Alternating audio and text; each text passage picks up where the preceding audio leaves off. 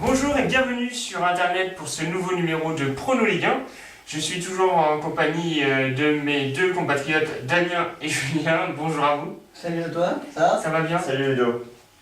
Nous sommes heureux de vous retrouver pour vous présenter cette nouvelle émission dans un nouveau décor comme vous pouvez le constater, avec une formule différente de l'habitude comme pour la 5e, la 15e et la 19e. On va attaquer tout de suite avec le classement. Julien passera ensuite en revue nos statistiques et on passera enfin au pronostic de la 10e journée. Donc, je vais faire le point très vite. Donc voilà, le PSG tient ses promesses, effectivement. Les 89 millions investis ne sont pas 20, puisque le PSG, au soir de la 9e journée, est donc premier avec 20 points, pile. Voilà, et donc suivi derrière par Montpellier, Lyon et Toulouse, à 17 points chacun. Donc c'est très resserré. Dans le bas de tableau, nous retrouvons Nancy, Valenciennes et Ajaccio en relégable pour l'instant. Nous constatons tout de même donc qu'aucune équipe est née à 0 points. En revanche, Nancy n'a toujours pas de victoire et toujours donc seulement ou que à des matchs nuls ou des défaites. À noter Marseille qui n'y arrive décidément toujours pas, qui est toujours 13e, embourbé comme ça, et bien aidé, je pense, des contre-performances des autres. Et fait amusant, Sochaux, donc l'équipe de Sochaux qui est 10e, donc en 9 journées avec 3 victoires, 3 nuls et 3 défaites. Ah, c'est mignon ça. C'est sympa. Ils sont réguliers, c'est le moins qu'on puisse dire. Et le champion de France qui est bien classé aussi. Tout à fait, oui, avec 20 points pris sur 27. Non, le champion de France, j'ai dit. Ah pardon, autant pour moi. Oui, pardon, Lille. Oui, Lille qui est 5e, qui est bien classé aussi. Il faut le souligner aussi. Pareil, et malgré des contre-performances. Exactement. Donc ouais, maintenant je passe à nos statistiques que nous avons pu faire. Et donc sans prétention, mais parce que c'est les faits, je suis en tête du classement des bonnes tendances, c'est-à-dire victoire ou nul, ou défaite ou nul, comme vous voulez, qu'on a pu attribuer à chacune des équipes, à chaque journée et tout. Donc sur 90 matchs, j'ai eu donc 37 bonnes tendances. Ludo en a eu 35 et Damien 32, le petit pousset, qui je ne doute pas remonter tout ça très vite. On espère en tout cas pour que ce soit plus drôle entre nous. Sinon sur les scores exacts, c'est moins facile à pronostiquer. Nous en avons 12 chacun, Damien et moi. Sur 90 ça fait peu, mais c'est quand même des tendances qu'il faut trouver. À chaque fois, le nombre de buts exact, c'est pas évident. Ludo est à 9, et donc pareil, Ludo est à 3 points, enfin à 3 bons scores derrière nous. Il pourra évidemment se relever bien vite, voilà, on espère. Et puis, comme on dit, un Rennes-Sochaux 6-2, on pouvait pas vraiment le prévoir. Voilà. Et donc on va passer donc au pronostic. Juste avant, je vais juste signaler que quand même, on s'excuse auprès de ceux qui nous regardent et qui font les pronostics avec nous, qui parient. À la 6e journée, on a été pitoyable puisque nous avons fait 5 bonnes tendances à nous 3 et un bon score sur 30 du coup lors de cette journée-là. Donc on s'excuse, on essaiera que ça ne se reproduise plus, mais il y avait eu de grosses surprises à l'époque. Vas-y, je te laisse enchaîner. Alors, comme à l'habitude, je vous invite à consulter les résultats de la 9e journée qui sont disponibles depuis un petit bout de temps sur la page Facebook Prono Ligue 1. Petite nouveauté, vous pouvez également nous envoyer vos mails, des suggestions, des idées, nous poser des questions à l'adresse qui s'affiche en bas de l'écran. Ouais. Et donc un aveugle ne pourra pas envoyer de mail. Et donc dernière nouveauté, donc on va passer au pronostic. Chacun de nous trois va vous donner son propre pronostic. Et un de nous trois interviendra à chaque fois pour donner la raison de ce score. Et donc c'est Damien qui va commencer sur la rencontre Montpellier-Dijon. Quel est ton pronostic? Eh bien moi je vois donc un score de 2-1 pour Montpellier face à Dijon. Ça me semble logique. Quant à moi, ce sera un 3-1 donc dans ce match-là. D'accord. Et donc moi ça sera un 1-0 pour Montpellier face à Dijon. Oui, moi c'est 3-1 pour Montpellier aussi. D'ailleurs, je vais le justifier. Donc 3-1, je vois quand même beaucoup de buts. Je pense que Montpellier va gagner ce match. Voilà, c'est évident si je donne ce score-là. Mais avec beaucoup de buts, puisqu'ils sont bien placés, ils ont eu l'habitude, même s'ils se sont fait un petit peu exploser par Paris à la 9e journée. Non, 8e et par contre Bordeaux et eux se sont annulés. Voilà, c'est ça, exactement. Et par contre, je vois quand même Dijon marquer un petit but à la Méno. Voilà. D'accord. Sur la rencontre Lyon-Nancy, tu pronostiques quoi? Lyon-Nancy, je vois un 2-0 pour Lyon, ça me semble logique, comme disait Damien tout à l'heure. Oui, pareil, voilà, 3-0 donc pour Lyon, net et sans bavure. D'accord. Ça sera également un 3-0 pour ma part, parce que Lyon est plutôt bien placé, ce qui n'est pas le cas de Nancy, donc à mon avis, Nancy va prendre cher sur cette rencontre. Julien, tu vas nous donner ton pronostic sur la rencontre Toulouse-Marseille. Toulouse-Marseille, effectivement, je vois un 1-0 pour l'OM, je vais m'en expliquer dans quelques secondes. On va écouter tes explications parce que moi je vois un match nul, hein. J'ai plus d'espoir pour Marseille, mais bon, voilà. Un match nul, oui, mais sur le score de combien? Chaque fois j'oublie de donner ça. Un partout, hein, pareil, hein, je ne vois pas planter trop de buts. Eh bien, nous sommes d'accord.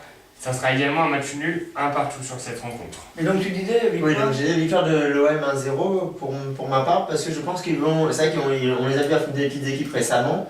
C'est là où ils se sont fait rattraper à un partout à chaque fois, enfin souvent on va dire. Et donc là, ils affrontent un gros, hein, donc Toulouse, et je pense qu'ils vont enfin se réveiller lors de cette 10e journée et donc réussir un bon score à l'extérieur. C'est pas encore du grand Marseille, c'est pas encore du 2-0, 3-0. Je vois quand même un but de l'OM 1-0. Surtout qu'il reste quand même sur le score de Borussia Dortmund 3-0, ça peut les mettre en confiance, malgré tout ils ont fait match nul à la 9e journée. Damien, que nous suggères-tu pour la rencontre Auxerre-Lille? Eh bien pour Auxerre-Lille, pareil, sans surprise, je n'ai pas envie de prendre de risques en ce moment, 2-1 pour Lille face à Auxerre. Par rapport à ce que tu disais, moi j'en prends des risques puisque je vois un partout, je pense que Auxerre peut surprendre Lille. Et moi, ça sera une victoire de Lille 1-0 face à Auxerre. Et donc, Julien, par rapport au 1-1, pourquoi? Oui, donc je disais que je pensais que, malgré le fait que ce soit un peu déséquilibré, bien que Auxerre soit quand même 9e du classement, je pense que oui, Auxerre va réussir à planter un but, voire plus, à Lille, face à Lille. Et donc, voilà. Tu as dit là, hein, tu prends pas trop de risques. Là, j'ai envie d'en prendre un. Je pense qu'Auxerre peut créer une petite surprise. C'est pas non plus la victoire que je pronostique. Mais je vois donc ce match nul. Les Lillois, voilà. En ce moment, bon, ils sont 5e, tu l'as dit, mais bon. Pourquoi pas Auxerre qui, voilà, c'est entre deux équipes, une qui joue avec la Ligue des Champions l'année dernière, l'autre qui la joue cette année. Bon, voilà. Ouais, mais il souffle le chaud et le froid Auxerre. Ça va. Julien, que t'inspire le match Brest-Caen?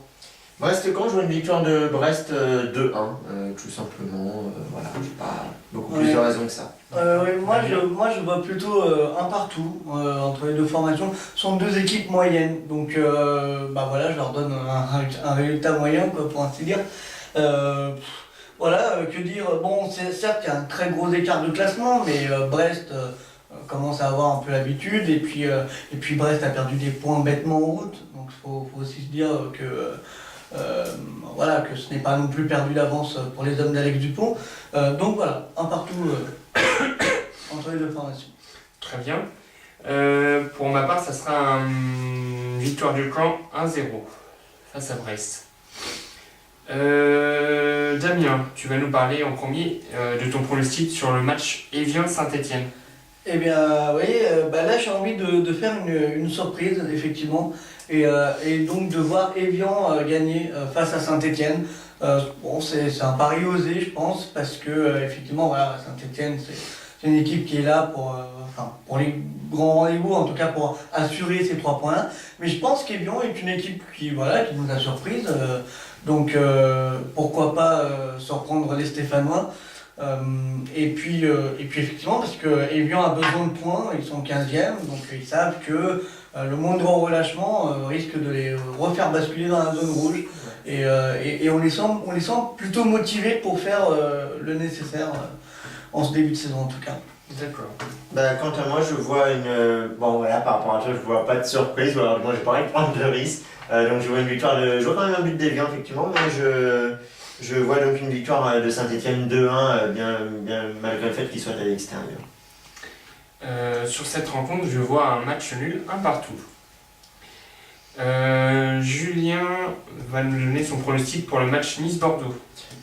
Oui, Nice-Bordeaux, malgré le fait que ce sont deux équipes de deuxième partie de tableau et que c'est vraiment surprenant de la part de Bordeaux d'être à ce niveau-là, je vois quand même un peu comme Marseille, il y a une remontée de Bordeaux, donc 2-0 face à Nice. Ouais, quant à moi, je vois un 0-0. Pour moi, aucune équipe n'est à sauver. Voilà, malheureusement, les Bordelais sont très décevants et Nice est une équipe qui a toujours eu du mal. Donc, je pense qu'il n'y aura même pas de but à la clé. Enfin, ce serait dommage, mais en tout cas, match nul. Effectivement, vu le niveau de ces deux équipes, moi je leur mettrais un match nul également, mais avec des buts un partout. Ça fera plaisir aux spectateurs. Voilà, Et oui. le public qui regarde le match. Damien, tu vas nous parler de ton pronostic sur le match Ajaccio-Paris. Oui, voilà, pareil, sans prendre trop de risques, je vois Paris gagnant, mais avec seulement 1-0, parce que j'ai bien peur qu'il se relâche et je crains que ça ne fasse comme contre Brest.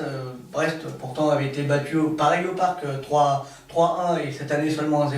Donc voilà, là je pense vraiment 1-0 au minimum. Ouais, moi pareil, je pense comme toi, faut se méfier un peu quand même des petites équipes. Paris est arrivé cette année face aux grandes, donc je mets à 2-0 pour moi. Pour Paris, je vais voir un peu plus ambitieux quand même, mais voilà. D'accord, 1-0, 2-0, 3-0. Ah donc 3-0. Parce que j'ai sur leur dernière rencontre qui m'ont assez surpris. Et je pense que là, face à Ajaccio, ils n'auront pas de soucis à se faire. Ce n'est que mon avis, évidemment. Valenciennes-Sochaux, pour Julien. Valenciennes-Sochaux, un peu le même score. C'est même pas un peu, c'est le même score que Ajaccio-PSG dans le même ordre. 0-2 du coup. Victoire de Sochaux, donc 2-0 face à Valenciennes, donc à l'extérieur pour Sochaux du coup. Voilà, je vois Valenciennes plonger dans le fond du classement. Sochaux, une bonne équipe, moi je l'aime bien, donc voilà, 2-0. Ouais, Sochaux étant très irrégulier, je pense quand même qu'effectivement ils vont faire le nécessaire face à Valenciennes, mais donc 2-1 donc pour Sochaux. Moi, ce sera un match nul 0-0 parce que je ne vois pas le but, tout simplement. Et donc la dernière rencontre de cette 10e journée, Rennes-Lorient, Damien. Et ben voilà, c'est le derby breton, donc c'est le grand choc et je vois malheureusement pas mieux qu'un partout entre ces deux formations. Quant à moi, ça sera un match nul également un partout. On est d'accord encore sur cette rencontre. Voilà. Et moi je vois quand même un avantage pour Rennes dans ce match-là. C'est le 7e face au 6e, donc c'est vraiment important pour eux pour l'Europa League et même plus après. Mais je vois donc un avantage pour Rennes 2-1 face à Lorient. Nous verrons bien ce derby breton qui somme toute intéressant. Ah oui, effectivement, la meilleure attaque face à l'équipe la plus joueuse. Enfin, Voilà. l'une des équipes les plus joueuses. Voilà donc pour nos pronostics de cette 10e journée et pour un point général. Vous avez le calendrier qui s'affiche sur votre écran avec les dates et horaires des matchs de cette 10e journée qui auront lieu le 15 et le 16 octobre.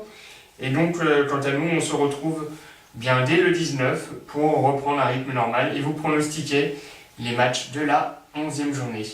Eh bien, on va vous souhaiter une bonne semaine, de bons matchs et à la semaine prochaine. On espère que la nouvelle formule vous a plu. À bientôt. Salut, au revoir.